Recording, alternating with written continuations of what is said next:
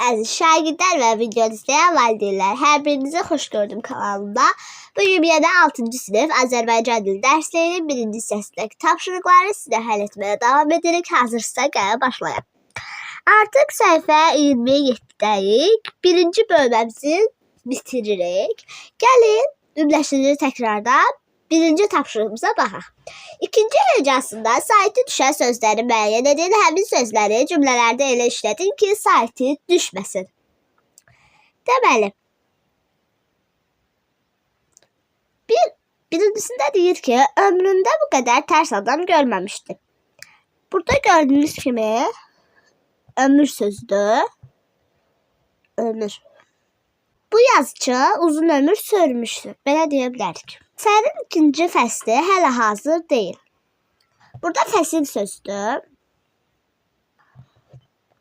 Deməli, biz yaza bilərik ki, bir ildə 4 fəsil var. Və yaxud da müəllim bizə bir fəsil tapşırıq verdi. Və yaxud bir fəsil oxumağımızı istədi bu formada. Zər qədrini zərgər bilər. Burada nədir? Qədirdir. Qədir bilmək, kimisə əziyyətini qiymətləndirmək, onun etdiklərini unutmamaqdır.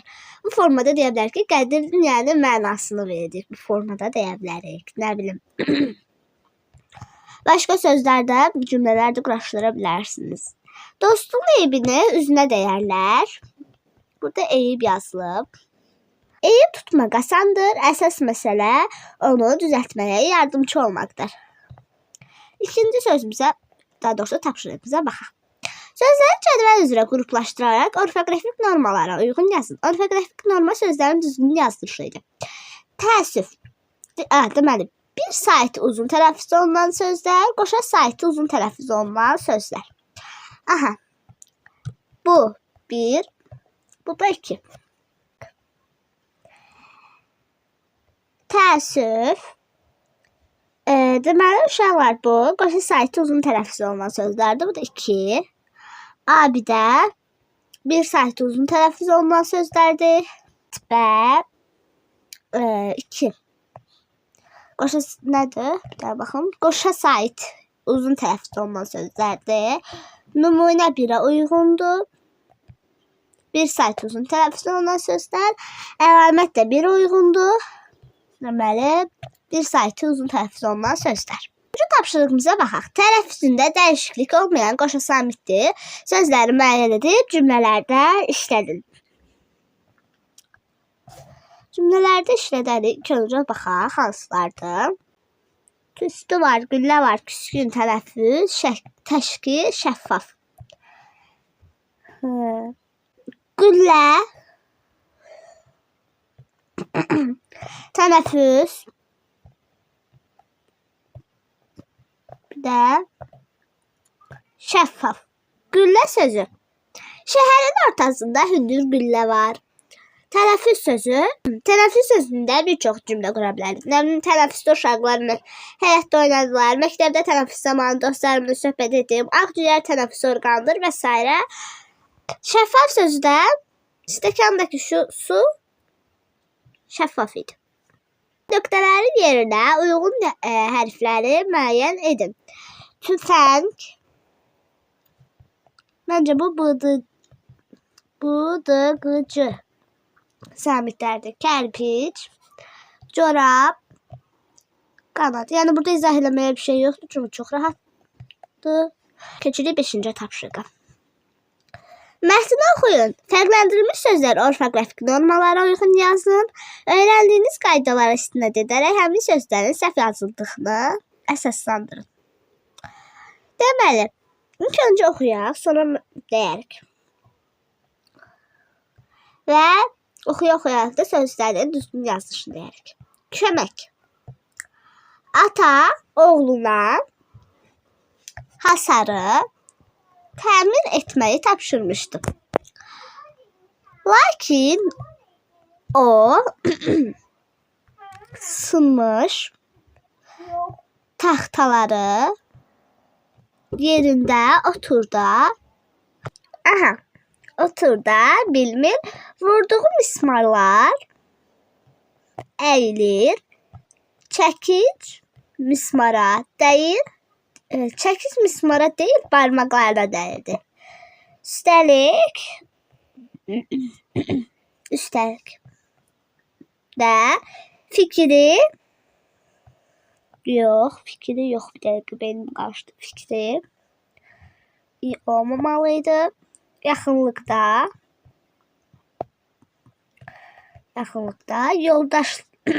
yoldaşlarında qalmışdı. Bu vaxt bir uşaq babası ilə oradan keçirdi. Uşaq oğlanın əziyyət çəkdiyini görüb ona yaxınlaşdı. Çəkici ondan alıb taxtaları yerinə bərkitdi. Ancaq babası gəlib taxtaları yerindən qopardı. Nə edirsən baba, deyə uşaq təəccüblə soruşdu. Axı özün mənə öyrətmisən ki, hamıya kömək edin. Baba cavab verdi. Əlbəttə. Sən yaxşılıq istəyirsən. Amma oğlanın əvəzinə iş görməklə ona pislik edirsən. Birincisi o, hasarı təmir etməyi öyrənməlidir. İkincisi başa düşməlidir ki, istəyinə səbirlə çatmaq olar. Nəhayət o bilməlidir ki, əvvəl işləmək, sonra əylənmək lazımdır. Belə. Deyir ki, yazılmalıdır və əsaslandırma. İndi deyək. Oğluna, yəni artıq burada düzgün yazışları bildiyimiz üçün deyirək. Oğluna sayıyla başlayan mənsubiyyət şəkilçisi qoşulub. Yəni əsaslandırdı, buna görə düşür. Nə bilim, düzgün yazışı falan deyirik də, əsaslandırma niyə görə belə yazılmalıdır. Sonra təmir. Əl saiti digərlərinin nisbətən uzun tələffüz olunur. Sonra nə var? Sınmış. Söz ortasında n samiti, m samitindən əvvəl gəldikdə m kimi tələffüz olunur. Amma bizi orfoqrafik norma istədiyi üçün belə yazırıq. Sonra taxta yazılacaq daha doğrusu. Burada taxtaları yox, taxta yazırıq. Nə bilim, taxtalar da var.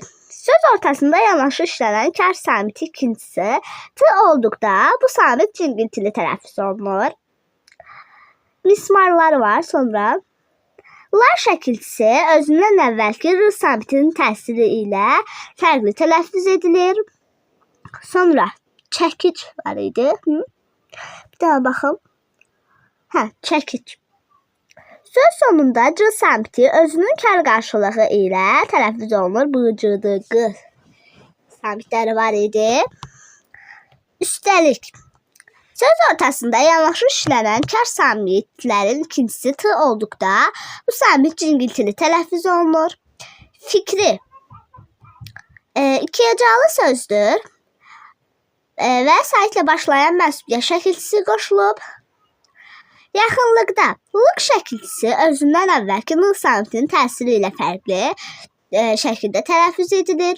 Yoldaşlarında lar şəkilçisi özündən əvvəlki ş samitinin təsiri ilə fərqli tələffüz edilir. Yoldaşlarında dedik əziyyət var. Bu vaxt babası. Uşaq deyir əziyyət. Bəzi sözlərin biz yoldaşlarında dedik. Bir daha dedik. Lar şəkilçisi özündən əvvəlki ş samitinin təsiri ilə fərqli tələffüz edilir. Əziyyət bəzi sözlərin ortasında qoşa y yazılır. Tək y kimi tələffüz edilir. Yaxınlaşdı. Lar şəkilçisi özündən əvvəlki n samitinin təsiri ilə fərqli şəkildə tələffüz edilir. Təəccüblə. Sözlərdə incəslə qoşa saitlər biri uzun sait kimi tələffüz olunur. Buna görə düzgün yazışı 2ə 2c'dir. Təəssüfdə 2ə 2s'dir. Cavab. Söz sonunda bu samiti özünün kar qarşılığı kimi tələffüz olunur. Yəni bu da bıcıdığı samitləri ilə bağlıdır. Əlbəttə, söz ortasında yanaşı işlənən kar samitlərin ikincisi t olduqda bu samit cingiltili tələffüz olunur. İstəyirsən. Söz ortasında yanlış işlənən kar samitlərin ikincisi t olduqda bu samit cingiltili tələffüz olunur.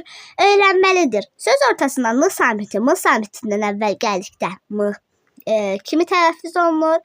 İstəyinə söz ortasında yanaşı işlənən kar samitlərin ikincisi t olduqda bu samit cingiltili tələffüz olunur. Yəni əylənmək son sözümüzdür. Söz ortasında m samiti, m samitindən əvvəl gəldikdə m kimi tələffüz olunur. Uşaqlar, sözlərimiz çox olduğu üçün bəlkə də bir-iki söz deməyə bilərəm. O zaman şərhlərdə yazın, mən də cavabını deyərəm. Belə. Ümid edirəm sizlər üçün faydalı oldu. Bu videomuzda da birinci bölməmizi bitirdik. Başqa nə videolar istəyirsiniz, şərhlərdə bildirməyi unutmayın. Hələlik.